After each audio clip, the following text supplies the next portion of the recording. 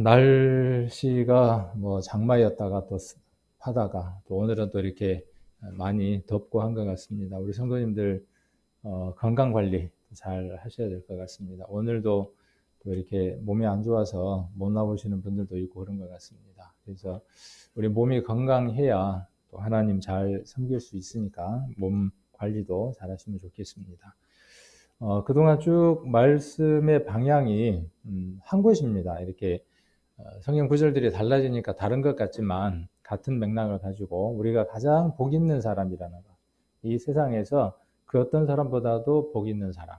그래서 그 복 있는 사람이 어떠한 삶을 살아갈 때 정말 복되고 의미 있는 삶인가 하는 것을 계속 이렇게 확인하는 시간들을 갖고 있습니다. 그리고 이것의 최종 목적지는 무엇이냐 하면 복음이 전해지는 것입니다. 나를 통해서 새로운 생명이 탄생하는 것입니다. 모든 것들이 다 충족이 되어졌다고 할지라도 우리를 통해서 새로운 생명이 탄생하지 않는다 그러면 가장 중요한 것이 빠져버린 것이 되겠죠. 물론 생명은 우리에게 있는 것은 아닙니다. 그러나 우리가 그 생명을 잘 잉태할 수 있는, 잘 품을 수 있는 그런 건강한 모태가 되고 그리고 거기에서 준비가 되어지면 새로운 생명을 낳을 수 있는 그런 조건들이 만들어질 겁니다. 그래서 이런 말씀들이 그런 준비들이 되었으면 합니다. 오늘도 가장 복된 것 그리고 이 말씀은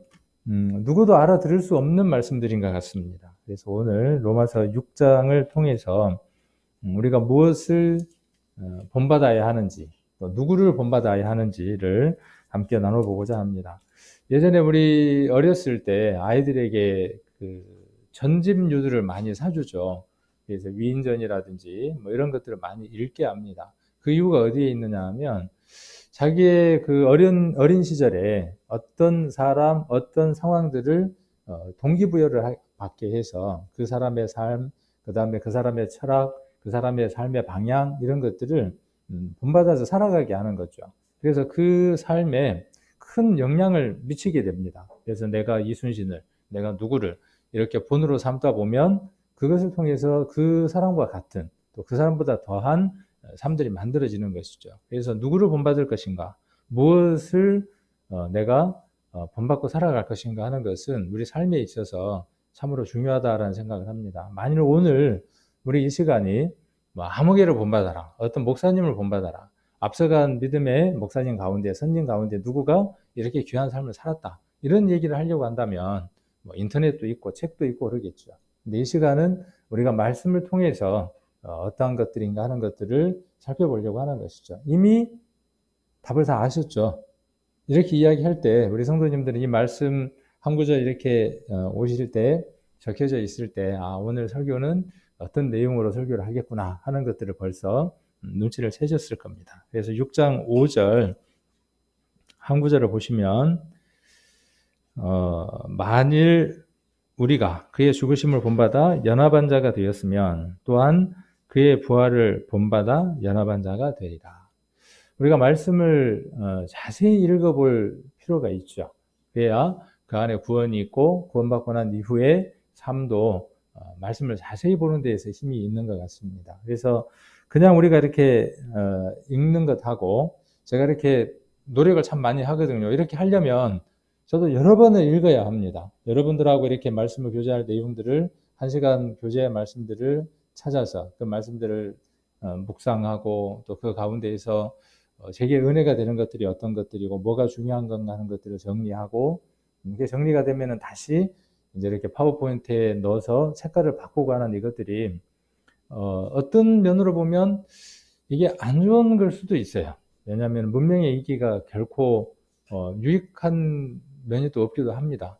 그래서 이것이 어느 면으로 보면 많이 게을러질 수도 있어요. 우리 성도님들이 성경을 찾고 밑줄을 치고 하는 이것이 훨씬 더 유익할 수도 있지만 제가 선택한 방법에서는 이것이 짧은 시간 우리 성도님들에게 제가 깨달았던 것들을 이렇게 다른 곳으로 가지 않고 쉽게 전달할 수 있는 방법이어서 저는 이 방법을 선택을 해서 사용을 합니다. 그래서 이렇게 색깔들을 바꾸거나 글자를 크게 하거나 하는 것들 안에 의미들이 있습니다. 물론 말씀을 읽으면 여러분들이 그런 것들을 읽어낼 수 있겠지만은, 그래서 그런 부분들을 공유하고 싶어서 이렇게 앞에다가 늘 글자 색들을 바꾸고 합니다. 그래서 무엇을 본받아야 하는가에 대한 것들을 우리가 한번 답을 얻어본다면 결론은 나와 있는 것이죠. 그래서 우리가 누구를 본받아야 하는 것이냐 하면 주님을 본받는 것이고, 그 다음에 주님의 삶을 살아간 믿음의 선진들의 삶이 어땠는가 하는 것들을 따라가 보는 것이죠. 그래서 오늘은 그런 내용들의 말씀들을 가지고 쭉 읽고, 또 색깔들 한번 바꾼 것들을 보고, 또 설명, 조금 부연의 설명들을 더하면서 이렇게 진행을 해보려고 합니다. 여기 본받아라고 하는 글자가 큰 글자로 되어 있고, 앞뒤에 내용이 있죠. 근데 보니까 뭘 본받는 거냐 하면 그의 죽으심과 연합되어지는 거죠. 그렇죠? 본받아라고 하는 말 앞뒤로 보면 그의 죽으심과 연합하는 겁니다. 이 사람이 어떤 사람이냐 하면 구원함을 받은 사람입니다. 세상 모든 사람은 누구와 연합한 사람이냐 하면, 누구를 본받은 사람이냐 하면 사단을 본받은 사람들입니다. 사단과 연합한 자들입니다. 언제요? 아니, 난 그런 적이 없는데?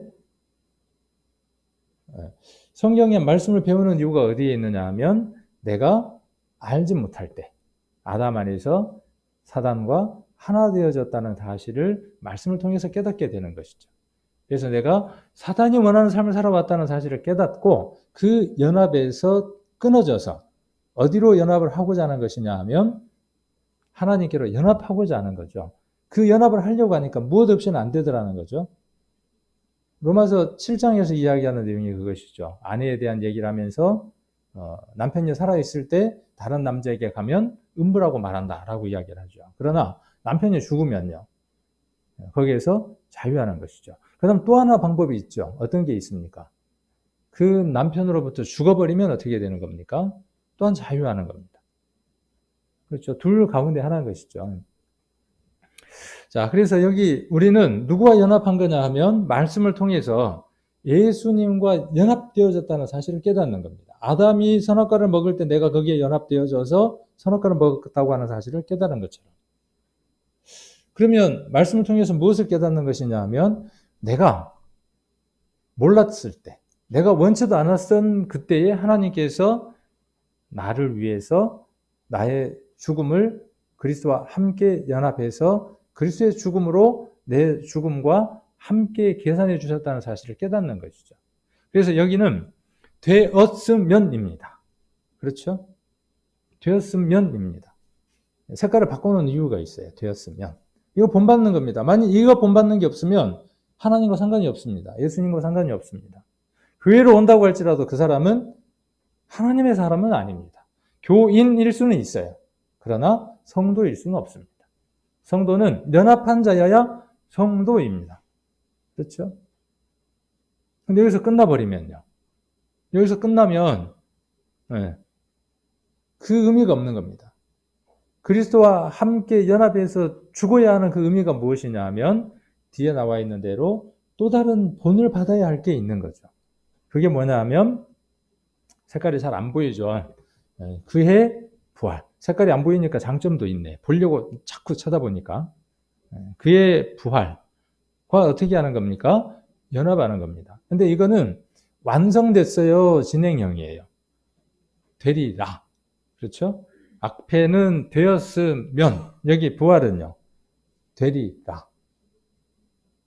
이 부활의 삶은 그리스도께서 죄와 상관없이 성도를 데리러 오실 때 몸의 온전한 부활이 이루어지겠죠. 그리고 혼의 온전한 부활도 이루어집니다. 근데 여기에서 이야기하는 부활은 어떤 것이냐 하면 우리가 앞에서 이야기했던 것처럼 갈라디아서 2장 20절에서 이야기하는 것처럼 내가 그리스도와 함께 죽고 함께 부활해 가는 내 삶이 점점 그리스도처럼 변화돼 가는 그 삶. 내 과거의 삶들은 죽음에 넘겨지고 그리스도와 상관없었던 그 시간들과 삶들이 그리스도와 상관 있는 것으로 정말 살아서 움직이는 거죠. 이전에는 움직일 수 없는 것들이었지만 그렇게 되어지리라 라고 이야기를 하고 있습니다. 이 사람이 어떤 사람이냐 하면 건강한 그리스도인입니다. 앞절에서 멈춰있는 사람은 정체되어 있는 그리스도인입니다. 그리스도인이라고 말할 수 있습니다. 성도라고 말할 수 있습니다. 그게 만족해서는 안 되겠죠. 뒤에 여기에 있는 그의 부활을 본받아 연합한 자가 되는 거죠. 그래서 그 부활과 연합하는 게 뭐냐 하면 그리스도인이 그리스도를 본받아 살아가는 삶인 겁니다. 그래서 중요한 얘기는 다 했네요, 벌써. 네. 그래서 그 내용들을 이제 말씀을 통해서 확인하는 시간들을 가져보면 될 것 같아요. 그래서 오늘은 주님을 본받는다는 것에 대한 내용들을 잘 알지만 말씀을 통해서 몇 구절들을 찾으면서 어떻게 하는 것이 우리가 그리스도를 본받는 건지를 한번 살펴보는 시간을 가져보고, 그 다음 또 성경을 보면 나를 본받으라고 이야기했던, 외쳤던 한 인물이 있습니다. 우리 살아가면서 나를 본받아라 말하는 건 참으로 어려운 일이죠. 그런데 나를 본받아라라고 이야기했던 한 인물이 있습니다. 그분이 나를 본받으라고 했던 그것이 무엇을 본받으라고 이야기하는지를 한번 말씀을 통해서 살펴보고 정리해보면 되겠죠. 그 다음 그분이 또 무엇이라고 이야기를 하느냐 하면 우리를 본받으라고 이야기를 합니다. 나를 본받고 우리를 본받으라고 이야기를 하죠. 그러니까 우리라고 하는 것은 바울과 함께 동역했던 혹은 믿음을 위해서 모든 것들을 던지며 살았던 믿음의 선진들을 이야기하는 것이겠죠. 그래서 우리를 본받으라고 이야기를 합니다. 그 다음 이 내용하고는 정반대의 내용인데 악한 동물을 본받지 말라는 것입니다. 우리를 하나님에게 옮겨갈 수 있도록 하나님을 본받게 하는 강한 힘이 우리에게 있지만 만일 이게 없다 그러면 버리운 자입니다. 우리 안에 하나님을 향해서 찾아가려고 하는 강한 힘이 없다. 내 안에 하루를 살아가면서 지금까지 살아오면서 내 안에 하나님의 말씀에 대한 이야기를 할 때 내가 반응이 있고 하나님에 대한 얘기를 들을 때 내가 마음이 즐거워지고 성경에 대한 이야기를 하거나 성도에 대한 이야기를 할 때 내 안에 반응들이 없다. 어떤 움직임들이 없다. 그냥 밋밋하다. 그러면 둘 가운데 하나인 거죠. 식었든지 생명이 없든지 둘 가운데 하나인 것이죠. 그 다음 또 하나 어떤 것도 있냐 하면 반대로 우리를 하나님에게로 가까이 가지 못하게 하고 이전에 세상 것을 본받았던 그 삶으로 다시 이끌고 가려고 하는 강한 힘이 우리에게 동일하게 있습니다.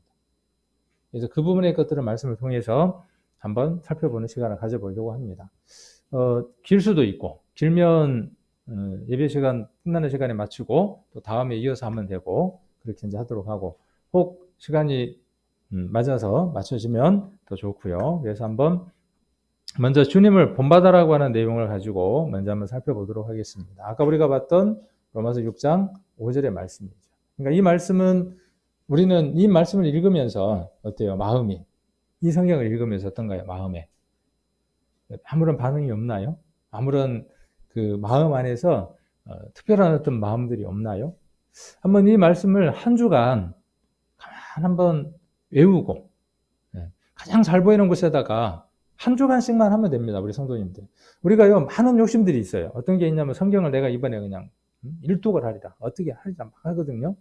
근데 그것도 중요한데 짧은 시간에 성경을 많이 보는 것도 중요한데 길게 가는 것이 중요하죠. 짧지만 그 짧은 것들이 반복되어져서 모여지는 겁니다. 그래서 하루에 30분 적어도 안 되면 5분이라도 그 5분이 안 모여지니까 우리의 삶이 어떠냐 하면 나태해지는 겁니다. 5분이 안 모여지니까 저는 그런 것 같아요. 작은 시간들이 모여지면 우리의 삶들이 달라져 있는 겁니다.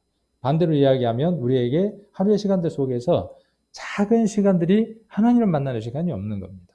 그래서 욕심내지 말고 아침에 보내드리는 그 문자 그거 한번 적어보고 한 번 더 외워보고 바쁠지라도 그러면 그걸 통해서 여러분 안에 하나님을 향한 마음들이 회복되는 동기들이 될 것이라는 생각들도 한번 해봅니다. 그래서 이 구절을 한 주간 한번 외워보는 겁니다. 여기에 연관된 말씀들도 한번 외워보고 이 말씀들은 제가 이대로를 밴드에다가 그대로 올려놓도록 하겠습니다. 그래서 찾아서 한번 읽어보시고 또 묵상을 해보시면 좋을 것 같습니다. 그래서 그의 죽으심을 본받아 연합한 자가 되고 그의 부활을 본받는 겁니다. 그의 부활을 본받으려면 뭘 해야 되는 거죠? 자, 그의 죽으심을 본받으려면 어떻게 해야 돼요? 그 죽음에 함께 연합해야 하는 겁니다. 내가 그리스도와 함께라고 하는 것처럼. 그래서 부활, 내가 이전의 삶이 아닌 그리스도로 말미암는 그 삶을 살아가려면, 그것을 본받으려면 무엇이 있어야 되는 거죠? 연합해야 한다는 거예요. 함께 해야 된다는 겁니다. 그래서 말씀을 읽으면 아주 쉽습니다.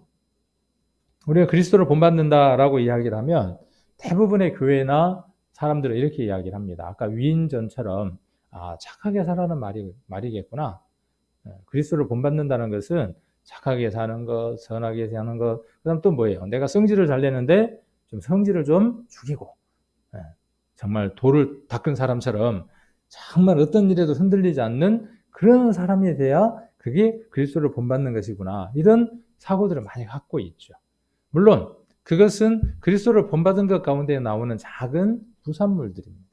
정말 우리가 본받아야 하는 것은 결론으로 아까 이야기했던 것처럼 그의 죽으심과 연합하는 것이고 그의 부활에 연합하는 겁니다. 그럴 때 나오는 것들이 변화된 삶으로 나와지는 것입니다.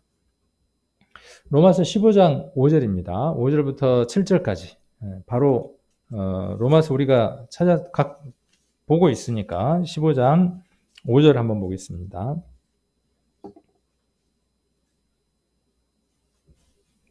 로마서 15장 5절로 7절까지. 이제 인내와 안위의 하나님이 너희로 그리스도 예수를 본받아 서로 뜻이 같게 하여 주사 한 마음과 한 입으로 하나님 곧 우리 주 예수 그리스도의 아버지께 영광을 돌리게 하려 하노라. 이러므로 그리스도께서 우리를 받아 하나님께 영광을 돌리심과 같이 너희도 서로 받으라. 교회 안에서 우리 성도끼리 어떻게 일하는 것이냐 하면 서로 받으라는 거죠. 넓은 마음으로 성도들을 받으라. 그렇게 이야기를 하시면서 여기 색깔을 한번 보면 무엇을 본받아야 그것이 가능하냐 하면 그리스도 예수를 본받아야 가능한 것이죠. 교회는 회의를 많이 한다고 뜻이 같아질까요? 모여서 회의를 많이 하고 의논을 많이 하고 함께 모여서 밥을 많이 먹고 물론 그것도 틀린 건 아닙니다. 그것이 어떤 방법이 될 수는 있어요. 또 조건이 될 수는 있어요. 그런데 그게 목적은 아니죠. 목적은 어디에 있느냐 하면 방법이 어떻게 되어져야 되느냐 하면 예수 그리스도를 본받는 마음이 그 안에 있으면 그의 생각과 뜻과 방향이 어디에 맞춰지겠어요? 그리스도에게 맞춰지는 겁니다. 그러니까 모든 사람이 채널을 어디로 맞춰야 되느냐 하면 그리스도라고 하는 방송국에다가 채널을 맞춰야 하는 겁니다. 지금 여기에 요즘은 방송국이 많잖아요. 근데 여기에 지금 휴대폰들을 갖고 있는데 거기에서 아니면 이제 라디오를 갖고 있는데 여러분들이 이곳에서 라디오를 켠다고 생각을 합시다. 그러면 A라는 사람은 MBC, TBC 여러 방송을 틀었습니다. 그렇게 틀어놓은 상태에서 우리 한 소리가 나오게 합시다. 될까요? 안 될까요? 안 되는 겁니다. 한번 해봐야 안 되는 겁니다. 그러면 어떤 방법밖에 없느냐 하면 한 방송국을 지정을 하고 그 방송국으로 채널을 맞춰야 한 소리가 나는 거죠. 그렇겠죠. 그 한 방송국이 우리는 어디냐 하면 우리에게 한 말과 한 뜻과 모든 것이 하나가 될 수 있도록 하는 우리 안에 방송국은 어디냐 하면 예수 그리스도의 천국 방송국이에요. 그 방송국에서 나오는 소리를 받아서 우리가 재송출을 하고 그 방송국에서 얘기를 우리가 보여주고 하는 것이 우리가 해야 될 일들인 거죠. 어제 우리가 드라마를 하나 봤는데 그 드라마의 본 얘기를 하는 거죠. 그렇죠. 그래야 어때요? 그 드라마를 본 사람끼리 어때요? 서로 얘기가 되는 거죠. 요즘 드라마 뭐가 재밌나요? 그죠. 말하면 안 될 것 같아. 그런 거예요. 그걸 보는 사람들은 생각이 같아지는 거예요. 그래서 예수 그리스도라고 하는 쪽으로 채널을 맞추면 뜻이 같아지는 겁니다. 같게 해주시는 겁니다. 그래서 서로 뜻이 같게 하여 주시는 거죠. 자, 그러면 어떻게 되느냐 하면 한 마음이 됩니다. 그 다음 뭐가 되냐 하면 한 입이 됩니다. 마음에 따른데 한 말이 될 수는 없어요. 한 말이 나오지 않는다는 건 뭐예요? 한 마음이 아니다는 것이고 이 한 마음이 아니다는 것은 뭐냐 하면 한 뜻이 아니다는 거예요. 그러면 이건 뭐냐 하면 본받는 곳이 다른 거예요. 각각 본 게 다른 거예요. 그럴 때 우리는 어떻게 해야 되느냐 하면 입을 다물어야 하는 지혜가 필요한 겁니다. 우리가 교회 안에서 여러 가지 의논을 하거나 여러 가지 말들이 나올 때 누가 먼저 입을 빨리 닫느냐. 누가 빨리 입을 닫느냐. 그리고 그 가운데에 얼마나 기도함으로 엎드리냐 하는 것이죠. 자, 그래서 하나님 곧 우리 주 예수 그리스도의 아버지께 영광을 돌리게 하려 하노라. 여기 지금 로마서 15장 5절로부터 7절까지 해서 핵심 단어를 하나 꼽는다면 뭘 꼽을 수 있을까요? 이곳에서 가장 중요한 단어는 무엇이냐면요. 영광을 돌리는 겁니다. 예수님이 이 세상에 오셔서 사람의 모습에 되어주시고 십자가에서 우리의 모든 죄를 다 감당하시고 이 세상 누구보다도 큰 죄인이 되어서 죽을 수 없는 그분이 죽음을 맞고 피를 흘릴 수 없는 그분이 피를 흘리신 것은 무엇 때문이라고 이곳에서 이야기를 하는 겁니까?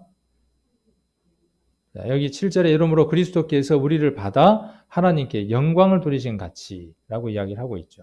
그리고 6절 후반절에도 하나님 곧 우리 주 예수 그리스도의 아버지께 영광을 돌리게 하는 것이죠. 예수님이 이 세상에 오셔서 하신 일이 어떤 일이냐 하면 그 영광을 하나님께 돌리는 것이죠.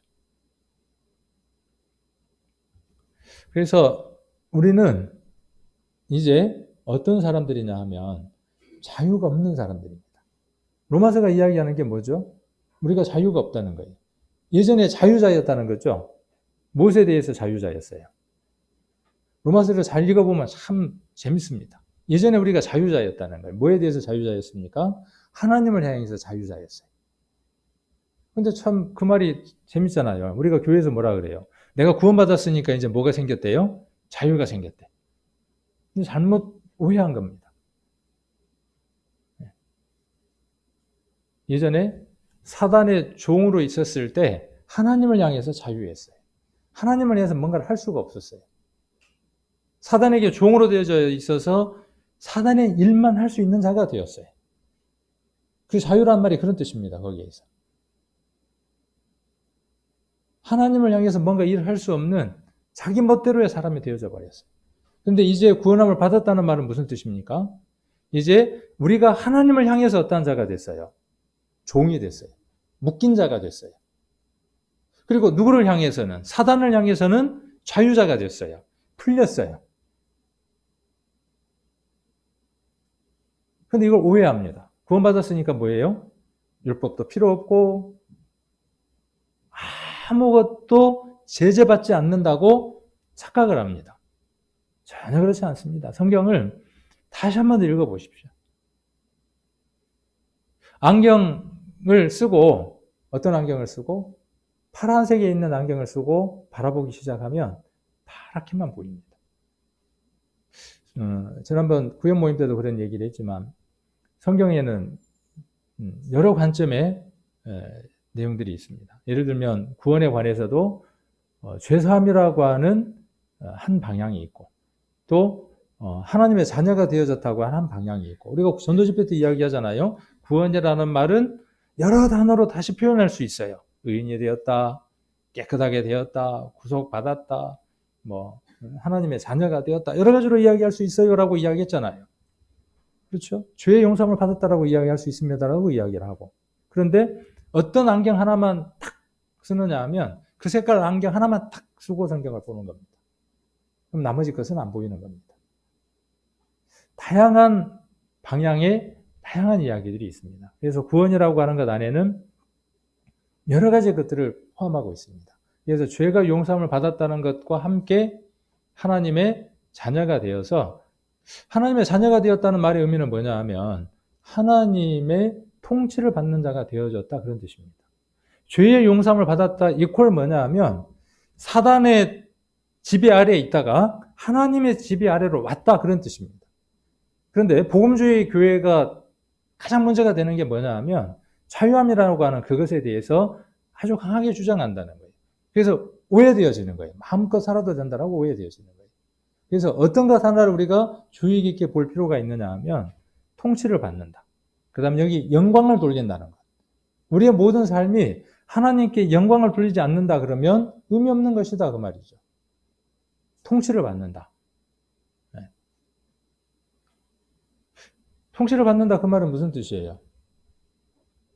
지금 코로나19가 생겨서 우리가 나라의 제재를 받고 교회도 정부의 방역 수칙에 따라야 한다. 그게 뭐냐면 그 통치 속에 들어가는 겁니다.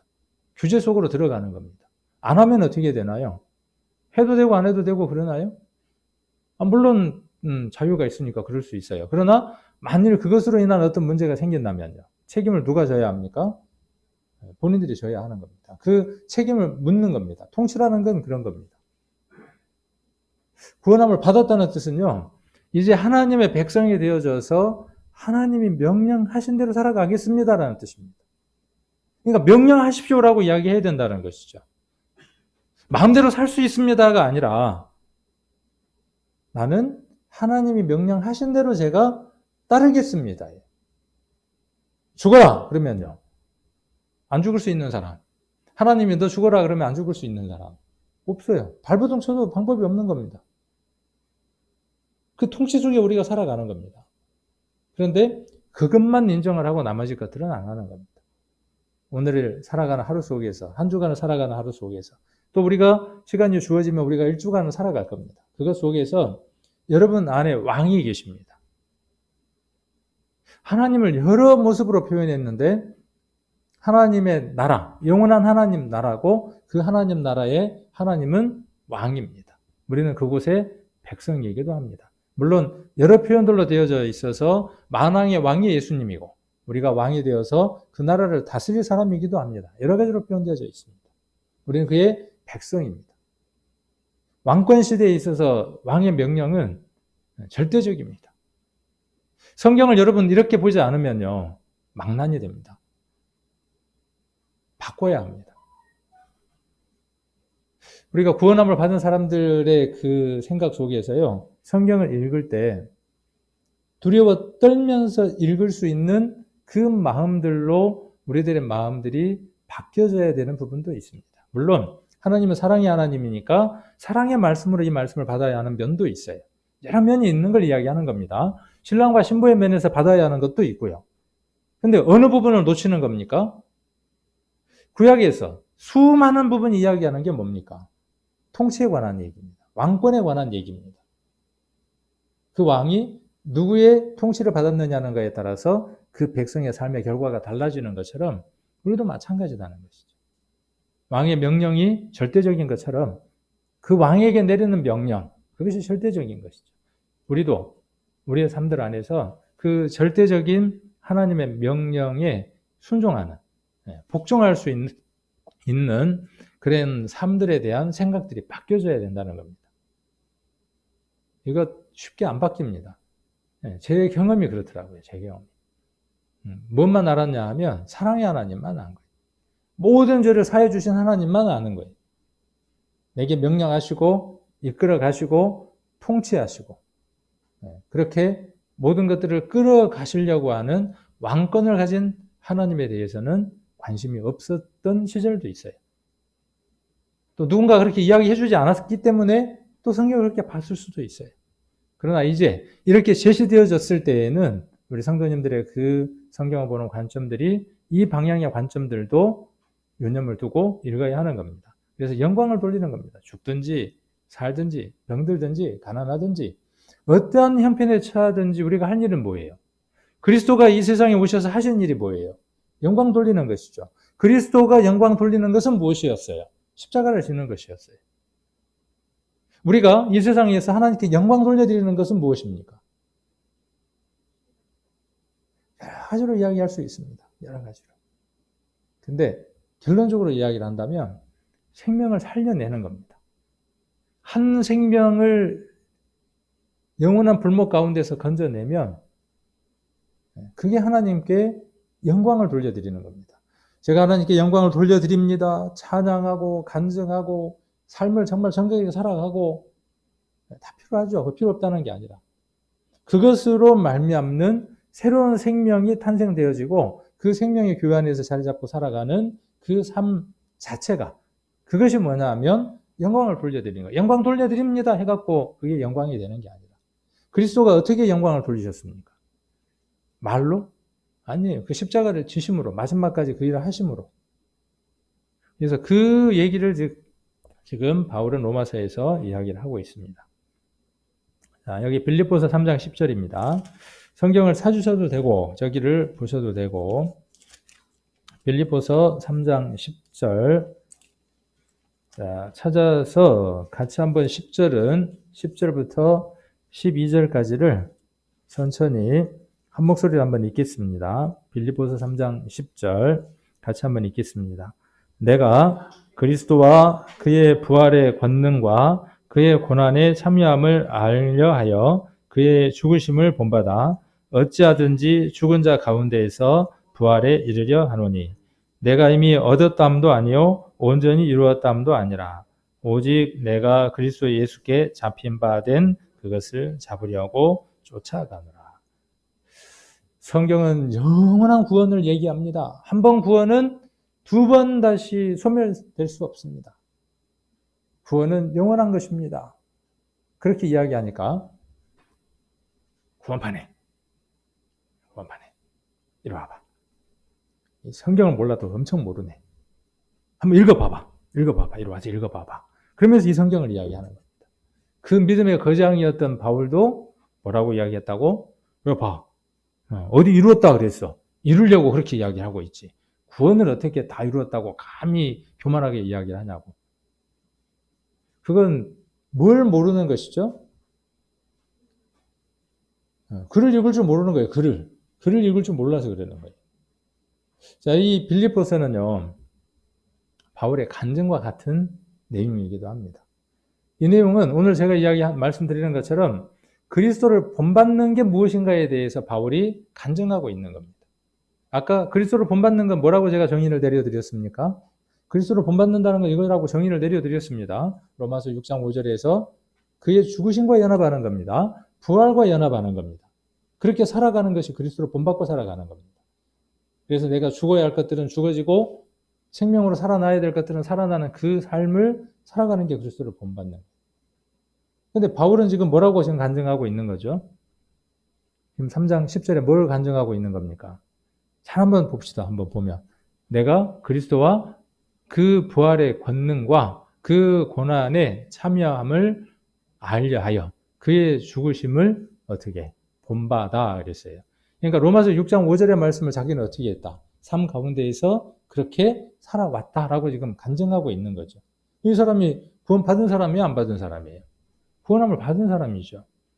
자, 그래서 어찌하든지 죽은 자 가운데에서 부활에 이르려 하노니 이 죽은 자 가운데에서 부활에 이르려 한다는 말이 참 어렵죠. 내가 이미 얻었담도 아니오 이러니까 정신이 없어지는 거죠. 그래서 내가 그리스도 예수께 잡힌 바 된 그것을 잡으려고 쫓아가노라 이렇게 돼 있으니까 좀 정신이 없단 말이에요. 그래서 제가 스마트폰을 갖고 계신 분들에게는 그 성경 어플을 깔아드리잖아요. 읽어보면 이것들을 조금 의역해 놓거나 또 쉽게 이해할 수 있도록 번역해 놓은 성경들이 있습니다. 그래서 항상 어려우면 어떻게 하시느냐 하면 여러 성경들을 대조해서 보는 겁니다. 영어가 되면 영어 성경도 보고 또 뭐 헬라어가 되면 헬라어도 참고로 하고 그만큼 더 넓어지는 겁니다. 자, 그래서 한번 킹제임스역을 보니까 킹제임스 음정역을 보니까 나는 내가 이미 도달한 것처럼 말하지 아니하며 이미 완전한 것처럼 말하지도 아니하고 다만 12절입니다. 다만 그리스도 예수께서 나를 붙잡아 예수님이 바울을 붙잡은 이유가 있다 그 말이에요. 붙잡다라는 말은 뭐냐면 구원하신 그런 뜻이에요. 바울을 구원하신 이유가 있다 그 말이에요. 다메섹 도상에서 예수님이 바울을 부르신 이유가 있다 그 말이에요. 뭐 때문이죠? 이방의 사도가 되어서 복음이 땅끝까지 전해지기 위한 그 일, 그것 때문에 누구를 붙들었다는 거예요? 바울을 붙들었다는 거예요. 그걸 바울은 깨닫고 있는 것이죠. 자기가 갈 길을 알고 있는 것이죠. 인생에 있어서 이것만큼 귀한 게 없습니다. 내가 무엇을 위해서 살아야 하고 어떤 목표를 갖고 살아간다는 목표가 있는 것만큼요. 생동감 있는 사람이 없습니다. 여러분들 목표가 없으면요. 목표를 정하십시오. 5년, 10년, 15년, 20년 아니면 내가 70이 되었을 때 엊그저께 박지원 정보원 원장 내정이 됐잖아요. 난 젊은 줄 알았어요. 그분이. 한 60대나 그런 줄 알았거든요. 나이가 몇이든가요? 70여들이더라고요. 70년. 그 박지원. 근데 정정해요. 제가 잘못 받는가는 모르겠는데 정정합시다. 그러면서 뭔 생각이 드느냐 하면 나이가 문제인 게 아니라 어떻게 관리하느냐, 어떻게 살아가느냐가 중요하구나. 그리고 그 나이에도 무엇인가를 할 수 있는 것이구나. 그렇죠? 그러면 지금 내 나이가 얼마냐가 중요한 게 아니라 내가 어떤 목표를 가지고 어떻게 살아가려고 하느냐가 더 중요하다는 것이죠. 구원받은 사람 우리들에게는 더 중요한 것이죠. 바울은 그것을 알고 있다는 거예요. 그것을 위해서 자기는 살아가려고 했다는 것이죠. 그래서 그리스도 예수께서 나를 붙잡아 이루시고자 하신 그것이 뭐예요? 땅끝까지 이르러 복음을 전하는 그것. 그래서 서바나까지 복음에 정해지는 그것을 이루려고 자기가 했다 하는 그 간증을 하는 것이죠. 그래서 붙잡으려고 뒤돌아가노라 하는 이 얘기는 내가 예수 그리스도를 다메섹 도상에서 만남으로 말미암아 구원함을 얻었고 그 구원함을 받고 난 이후에 내가 왜 예수님을 만났는가에 대한 답을 찾았다는 거예요. 땅끝까지 이르러 증인이 되라고 하는 그 말씀 때문에 내가 구원함을 받았으니까 내가 그 길을 열심히 달려가겠습니다라고 하는 간증을 이야기하는 거죠. 그리고 그 간증 속에 무엇을 이야기하는 겁니까? 그리스도가 왜 죽으셨는지, 그리스도가 왜 부활했는지를 나는 본받고 살아간다는 거예요. 그러면 우리는 어떻게 해야 될까요? 우리도 마찬가지인 거죠. 그래서 지금은 주님을 본받는다는 것에 대한 내용들에 대한 성경을 우리가 찾으면서 살펴보는 겁니다. 베드로전서 2장 19절부터 22절까지 여기 있는 거니까 한번 보셔도 될 것 같아요. 애매히 고난을 받아도 하나님을 생각함으로 슬픔을 참으면 이는 아름다우나. 이 얘기는 뭐냐 하면 복음을 전하는 것 때문에 고난을 받는다 그러면 정말 이거다 그 말이에요. 그런데 내 삶이 문제가 있어서 내가 세상에 욕심을 갖고 살아가고 변화된 삶이 없어서 그것 때문에 사람들에게 손가락질을 받고 하나님께 징계를 받는다 그러면 뭔 칭찬이 있겠냐? 그 얘기를 하는 겁니다. 그러면서 오직 선을 행함으로 고난을 받고 참으면 이는 하나님 앞에 아름다우나. 이게 영광 드리는 거죠. 자, 오직 선을 행함으로 고난을 받고 참으면 그랬어요. 우리가 해야 할 일이 뭐죠? 이 일인 겁니다. 선을 행하면 뭐가 따라오는 거예요? 고난이 따라오는 거예요. 그러니까 선에 대한 부산물이 우리는 무엇이라고 자꾸 진화론적이고 헬라적인 사고 속에서 세상적인 사고 속에서 등식을 성립시키느냐 하면 덕을 쌓으면 착하게 살면 다른 사람을 잘 도우면 어떻게 될 거라는 거예요? 잘 될 거라는 거예요. 교회 가면 어떻게 돼요? 잘 믿으면 들어가도 복 받고 나와도 복 받고 아니다는 말은 아닙니다. 그러나 그것이 무엇을 의미하는지를 알아야 하는 것이죠. 그래서 여기 보면 선을 행함으로 고난이 따라오는 거예요. 그러면 그 다음 무엇도 우리에게 있어야 하는 겁니까? 참음도 있어야 한다. 참음. 자, 이 얘기를 하면서 지금 누구 얘기를 하고 싶어 하는 거죠? 오늘 이 성경에서 누구 얘기를 하고 싶어 하는 거예요? 예수 그리스도께서 선을 행하셨다는 거예요. 그리스도께서 행하신 그 선이 절대적인 선입니다. 그 선이 우리에게 있기 때문에 우리가 선한 사람이 되어서 선한 일을 할 수 있는 사람이 됐습니다. 세상의 기준의 선이 아니에요. 자, 그래서 뒤에 21절에 이렇게 이야기하는 거죠. 이를 위하여 너희가 부르심을 입었으니. 아까 빌립보서 3장 10절에 나와 있던 말씀과 평행이 되면서 같은 맥락의 얘기입니다. 우리가 왜 부르심을 입었습니까? 바울이 왜 부름을 입었습니까? 왜 예수님을 만났습니까? 자, 부르심을 입었으니 그리스도도 너희를 위하여 고난을 받으사. 이 고난이 앞에 있는 이 색과 맞닿아 있죠. 너희를 위하여 고난을 받았어요. 왜 고난을 받은 겁니까? 그리스도가. 선을 행하는 것 때문에 그렇죠. 세상 모든 사람에게 좋은 것, 기쁨을 줄 수 있는 것, 그것을 이루시기 위해서 십자가를 선택하신 것이죠. 고난을 선택하신 것이죠. 그래서 고난을 받으사 너희에게 뭘 끼쳤습니까? 본을 끼쳤어요. 본. 기준을 세웠다 그 말입니다. 어떻게 살아야 되는가에 대한 기준을 끼쳤어요. 그래서 그 발자취를 따라오게 하려 하셨느니라 그랬어요. 이거는 진행형이에요. 이루어질 일들인 거예요. 복음은 다 완료형입니다. 그렇죠? 구원에 관한 말씀들을 보면요. 그런데 우리가 살아가는 삶들, 그리스도를 닮아가는 삶들에 대해서는 진행형의 시제를 쓰고 있는 걸 볼 수 있죠. 그래서 본을 끼쳤어요. 누가? 그리스도께서 2000년 전에. 사단의 그 본이 얼마나 강했습니까? 그렇죠. 사단이 본보기를 한번 보였잖아요. 거짓말하고 회방하고 그 사단의 영향력이 본이 얼마나 강했습니까? 그런데 이제 우리에게 그리스도께서 그보다 더 강한 기준을 세워주셨죠. 십자가라고 하는 그 죽음과 부활이라고 하는 그 기준을 우리에게 세워주셨어요. 그러니까 고난이 없으면 뭐가 없는 겁니까? 고난이 없으면요, 부활이 없는 겁니다. 죽음이 없으면 부활이 없는 겁니다. 부활하고 싶으면 먼저 죽어야죠. 그렇죠? 부활이 있으려면 먼저 뭐가 있어야 되냐 하면 죽음이 없으면 부활이 없는 겁니다. 우리가 그리스도를 본받아서 연합한 자가 되려면 그의 부활에 연합한 자가 돼야죠. 그러려면 먼저 죽음이 있어야 하는 거죠. 따라오게 하려고 하시는 겁니다.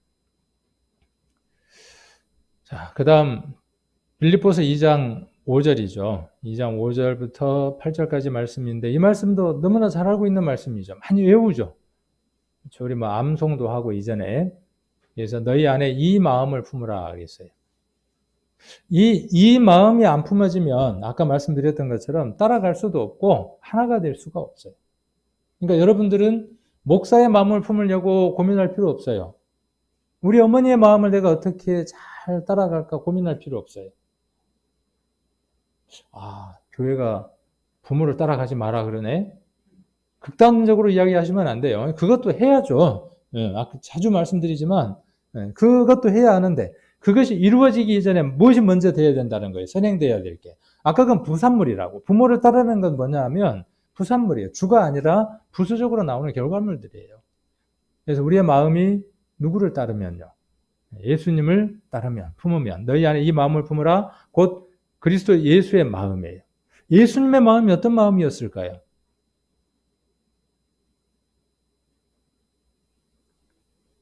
이걸 생각하며 살아가는 겁니다. 이것을 생각하며. 예수님이 어떤 마음으로 이 세상에 계셨을까? 예수님이 왜 이 세상에 어떤 마음 때문에 오셨을까? 그리고 십자가를 지셨을 때 마음은 어땠을까?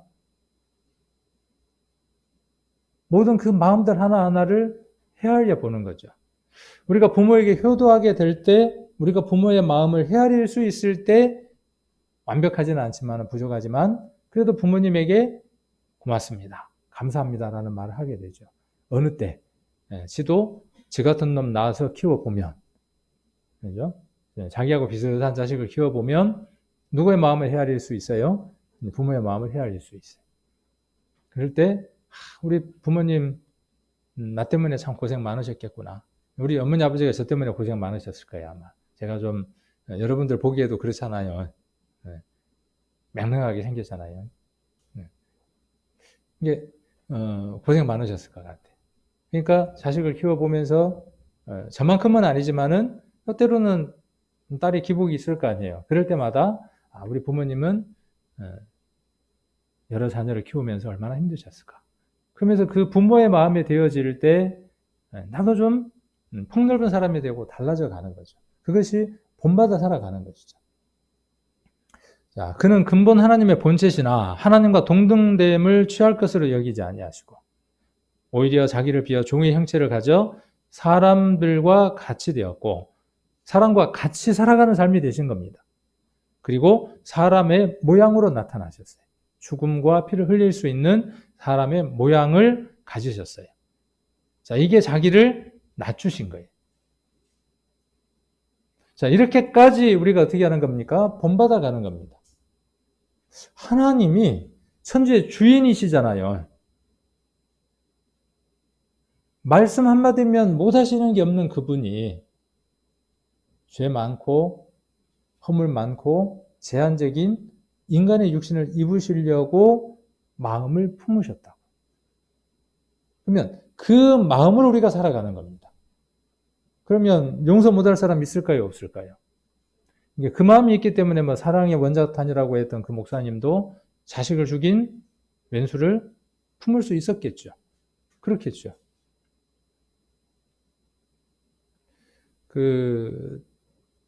미국에서 이렇게 심리 실험을 했던 것들을 보면요. 자기 자식을 죽인 살인자들 있잖아요. 그 살인자들을 바라보는 부모의 심리를 이렇게 쭉 다뤘는데, 미국 같은 경우는 뭐 전기의자에 앉혀서 이렇게 이제 사형집행을 하잖아요.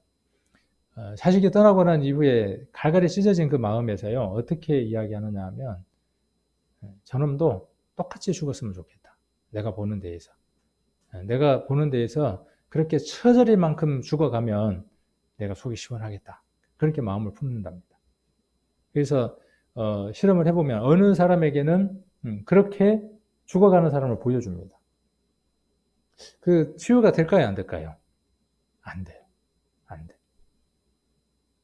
똑같은 방법으로 똑같이 죽어가는데 그 속에서 시원하게 풀릴 것 같지만은 안 되더라는 거예요. 그런데 진심으로 그 안에 용서라고 하는 마음 가운데에 참 저 사람도 누군가의 자녀일 것이고 그 삶이 무엇 때문인가는 모르겠지만 저렇게 사람을 죽일 수밖에 없는 불행한 과정 가운데 갈 수밖에 없었던 그 삶을 품게 되면, 측은하게 되면 달라진답니다. 그리고 그를 용서를 하면 달라진답니다. 그가 죽든 뭐 어떻게 되어지든 상관없이 그 마음 가운데 품을 수 있다는 것이죠. 하나님이 우리를 향하신 그 사랑이 어떤 것이냐 하면 그 사랑이죠. 영원한 불목 가운데에서 세세토록 타는 냄새를 스스로 맡는다고 할지라도 하나님의 마음이 시원하겠습니까? 하나님은 그런 분이 아니시잖아요. 그래서 어떻게 하시기로? 내가 그냥 죄에 대해서 눈 감아버리기로.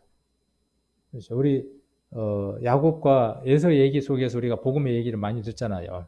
만져보고 어때요? 소리도 만져보고 직감은 가는데 어때요?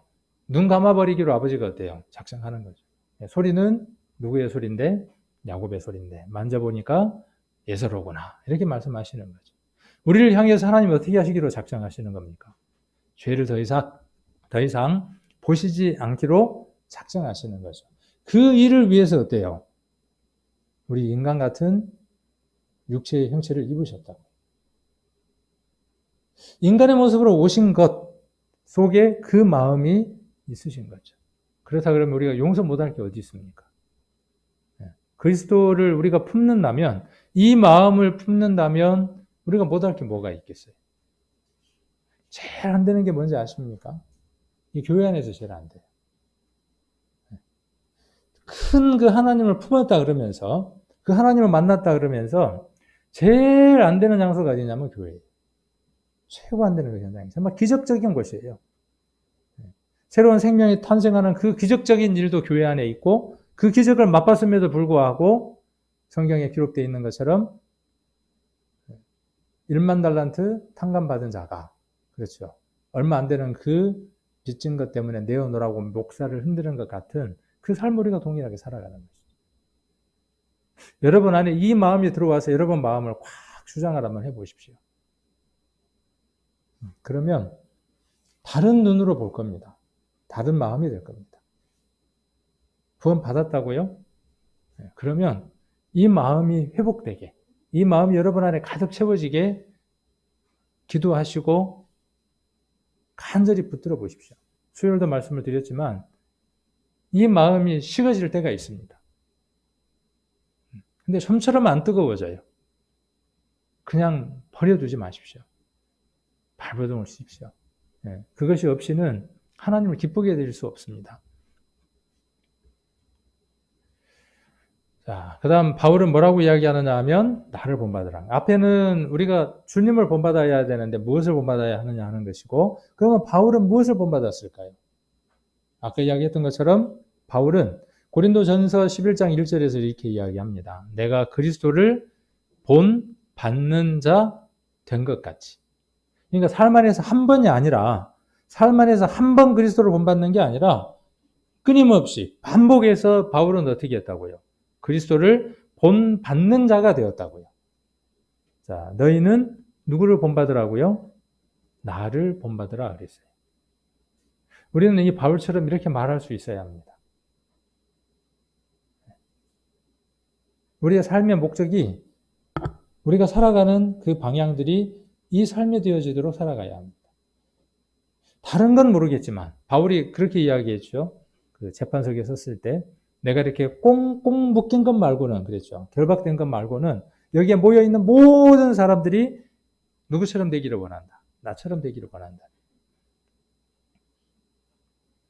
그 일에 있어서는 우리 그렇게 말할 수 있어야 돼요. 그렇죠. 바울은 그 얘기를 하는 겁니다. 그렇죠?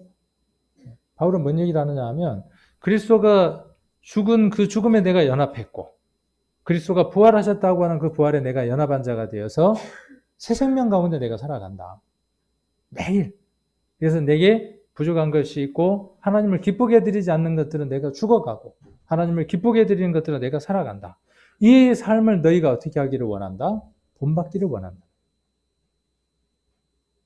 저도 그렇게 살아가기를 갈망하고 그런 삶 속에서 충족되지 못한 것 때문에 마음 아프기도 하고 갈등하기도 하고 괴롭기도 하고 죄송하기도 한 것이죠.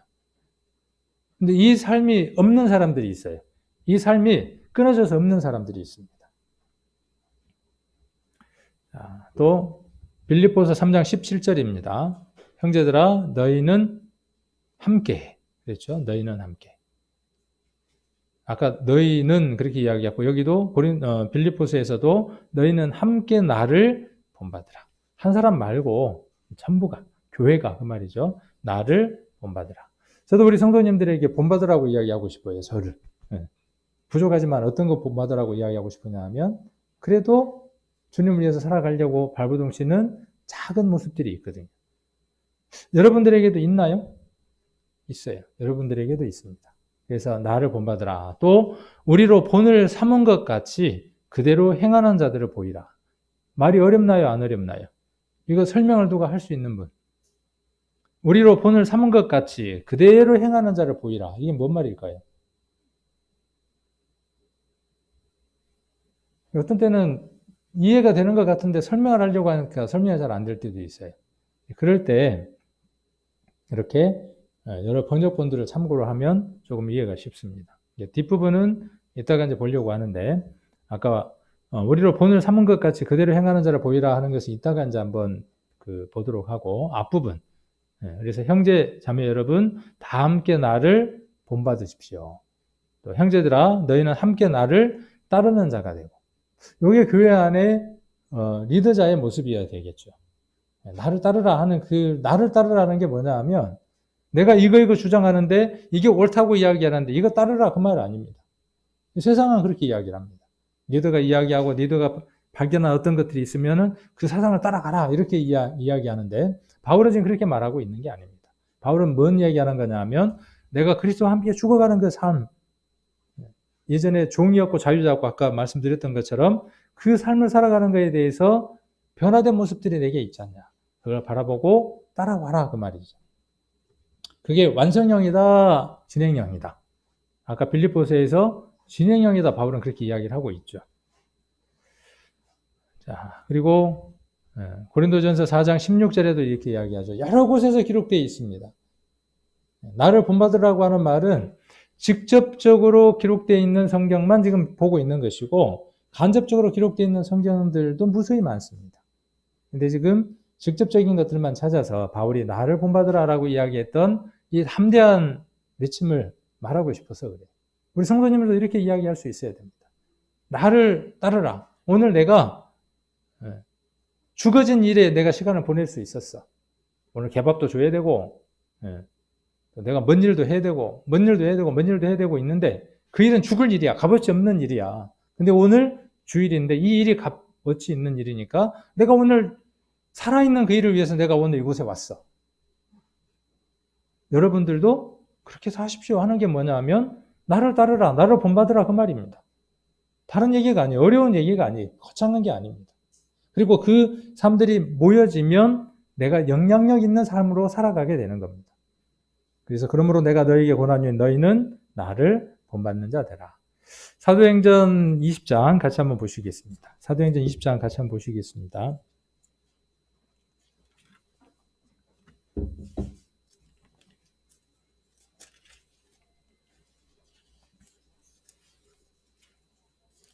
사도행전 20장 31절부터 제가 조금 읽겠습니다. 사도행전 20장, 21장이 아니라 20장 31절. 그러므로 너희가 일깨어 내가 3년이나 밤낮 쉬지 않고 눈물로 각 사람을 훈계하던 것을 기억하라. 지금 내가 너희를 주와 및 그 은혜의 말씀에 부탁하노니 그 말씀이 너희를 능히 든든히 세우사 거룩하게 하심을 입은 모든 자 가운데 기업이 있게 하시느니라. 내가 아무의 은이나 금이나 의복을 탐하지 아니하였고 너희 아는 바에 이 손으로 나와 내 동행들의 쓰는 것을 당하여 범사에 35절입니다. 범사에 너희에게 모본을 보였노니 곧 이와 같이 수고하여 약한 사람들을 돕고 또 주 예수의 친히 말씀하신 바 주는 것이 받는 것보다 복이 있다 하심을 기억하여야 할지니라. 바울은 지금 뭔 얘기를 하느냐 하면 내가 복음을 전하는 가운데에도 아까 그리스도를 본받아 살아가는 그 삶들 안에서도 내가 누구에게 힘들게 했던 일들이 없다. 그래서 은이나 금이나 이런 것들을 취하려고 한 적이 없다. 이런 얘기를 하고 있으면서 35절에 이렇게 이야기합니다. 범사에 너희에게 뭘 보였습니까? 모본, 모범, 모본. 우리 성경, 지금 우리가 보는 이 개역 한글 성경의 번역이 좋습니다. 그래서 항상 기준은 이 개역 한글을 가지고 보시고요.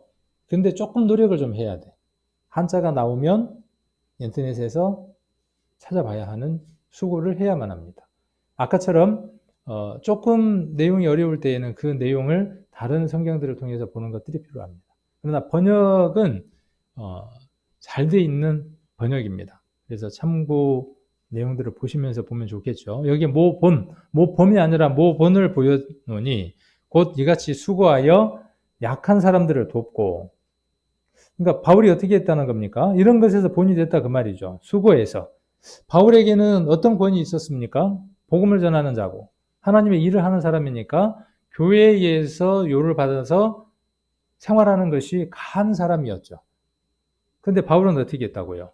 수고했어요. 그래서 장막 짓는 일을 해서 그 수고로 말미암아 그것들로 말미암아 교회에 어려움을 주는 교회에서는 요를 받지 않는 일을 했다는 것입니다. 그래서 그러한 부분들을 지금 바울은 이야기하고 있는 거죠. 그래서 이같이 수고하여 약한 사람들을 돕고 또 주 예수의 친히 말씀하신 바 주는 것이 받는 것보다 복이 있다 하심을 기억하여야 할지니라. 바울은 주는 것이 복된 삶을 살아온 것이다 라고 이야기를 하죠. 그래서 모본이라고 이야기를 했습니다. 모본이라는 말은 사전을 찾아보니까 세 가지의 뜻이 있더라고요. 세 가지의 뜻 다 저는 의미 있는 것 같더라고요. 그래서 모본이라는 말은 어떤 뜻이냐 하면 본보기가 되는 겁니다. 바울은 모든 사람에게 뭐가 됐다고요? 본보기가 됐다고요. 그 다음에 두 번째 보시면 같은 모양의 물건을 만들기 위한 틀을 모본이라고 이야기합니다. 예수 그리스도가 모본이 됐지만 바울이 신앙을 하는 사람들에게 있어서 모본에 가깝죠. 그리스도를 섬기는 것에 있어서 틀이 되어질 만큼의 삶을 살았죠. 그래서 바울은 가면 뭐라고 이야기하는 겁니까? 내가 그리스도를 본받은 것처럼 너희도 그리스도를 본받아라. 나를 본받아라. 그렇게 말하는 것이죠. 그리고 다른 것을 그대로 본떠서 만들거나 옮겨 놓은 거예요.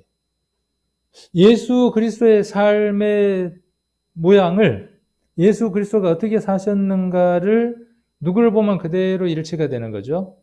제 손바닥 하나를 탁 찍어가지고 찰흙에다 딱 찍어갖고 모양을 만들었습니다. 다음에 제가 그 모양에도 이렇게 갖다 대면 똑같은 모양이 되어지겠죠. 같이 이렇게 맞겠죠. 바울은 마치 예수님이 그 틀인 것처럼 바울의 삶은 뭐처럼 그 손바닥인 것처럼 그런 삶을 살았다는 것이죠. 모본이 되어졌다는 것이죠. 우리의 삶들 안에 이러한 것들이 필요하다는 것이죠. 누군가를 본으로 삼고 살아갈 어떤 사람들이 필요하다는 겁니다. 자, 디모데후서 3장 13절 한번 보겠습니다. 디모데후서 3장.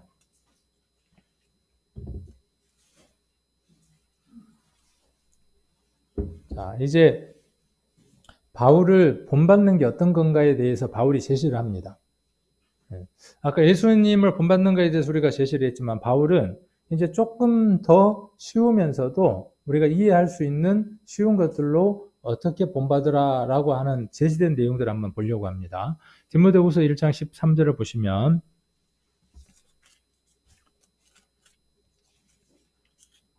자, 너는 그리스도 예수 안에 있는 믿음과 사랑으로서 내게 들은 바 바른 말을 본받아 지키고 이렇게 이야기하고 있죠.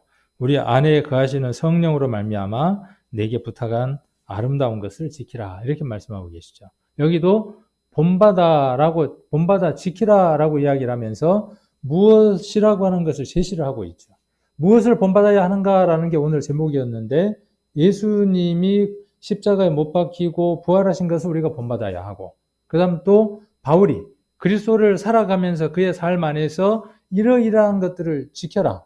그리고 그러한 삶들을 내가 살았노라 했던 그 내용들에 대해서 본받아 지키는 것이 필요하다라고 지금 디모데후서에 디모데에게 사역을 하고 있는 디모데에게 당부하고 있는 거죠. 그래서 내게 들은 바 바른 말을 본받아 지키라고 이야기를 합니다. 자, 여기 들은 게 있어야 되겠죠. 들은 게 있어야 어떻게 합니까? 뭐 본받든지 말든지 할 거 아니에요. 그리고 그게 들은 게 바른 거여야 되죠. 들었는데 그게 바른 게 아니라 신천지 이만희가 한 얘기라. 그러면 의미 있어요, 없어요? 본받을 필요가 없는 거예요. 잘못 본받으면 어떻게 돼요? 그 모양이 되는 거죠.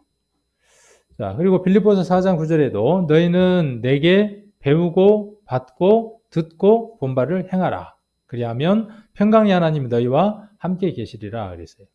바울은 가르치는 사람이었어요. 그리고 늘 들려주는 사람이었어요. 그리고 늘 보여주는 사람이었습니다. 그래서 바울의 삶을 통해서 배웠고 받았고 들었고 무엇인가를 보았습니다. 그것을 본받아서 어떻게 하라는 겁니까? 행하라는 겁니다. 나를 본받으라는 말은 그랬구만. 잘하셨네. 일생을 참 본되게 잘 사셨네요 하고 고개만 끄덕거리라는 말이 아니라 어떻게 하라는 겁니까? 여기 지키라는 거예요. 지키라는 거. 그 다음 행하라는 말이나 지키라는 말이나 같은 맥락의 얘기죠. 그래서 바울은 이렇게 이야기를 합니다. 배우고 그랬죠.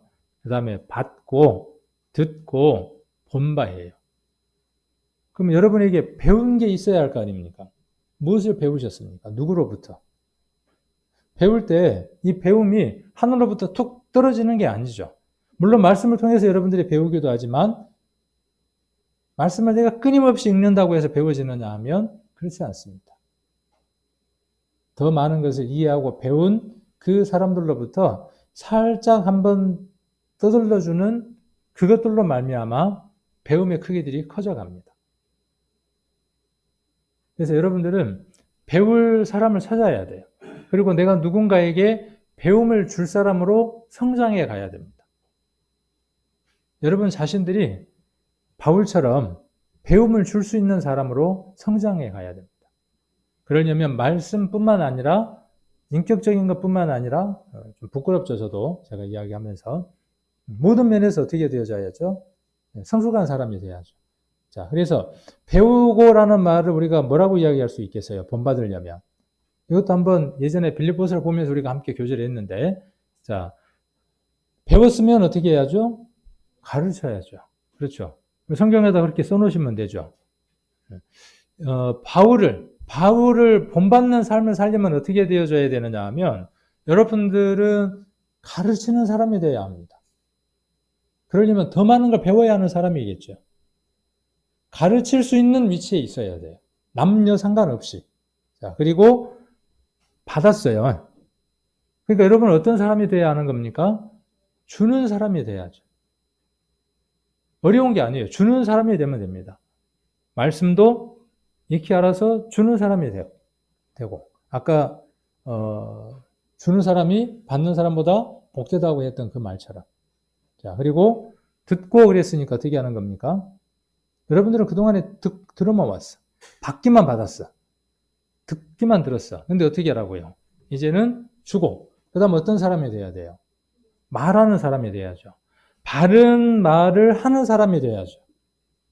그렇죠? 자기 생각, 자기 경험, 자기가 들었던 모든 것들을 말하는 사람이 아니라 말씀에 이렇게 기록되어졌다라고 대언할 수 있는 사람. 그 사람이 바른 말을 하는 사람이죠. 자, 그리고 봤어요. 뭘 봤어요? 그렇게 살아가는 걸 봤어. 교회 안에서 성도들이 살아가는 걸 봤어. 20년, 30년째 운행하는 사람을 봤어.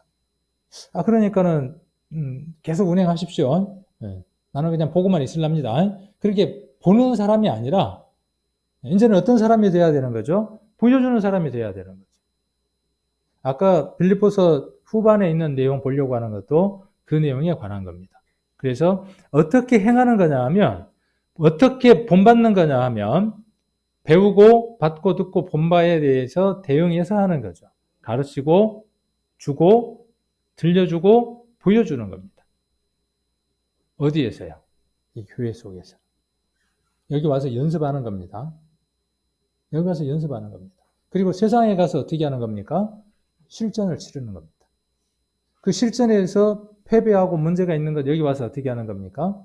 힘을 얻고 수정해서 여기에서 다시 연습하고 세상으로 가는 겁니다.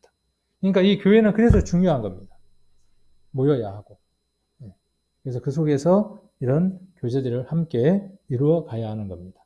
뒤에 우리를 본받으라는 것, 악한 동물을 본받지 말라고 하는 내용들은 다음 주에 이어서 말씀들을 함께 나눠보도록 하겠습니다. 이미 감을 잡으셨으니까 그런 말씀들을 찾아서 우리 성도님들이 한 주간 또 묵상을 해보실 수 있는 시간이 되실 것 같습니다.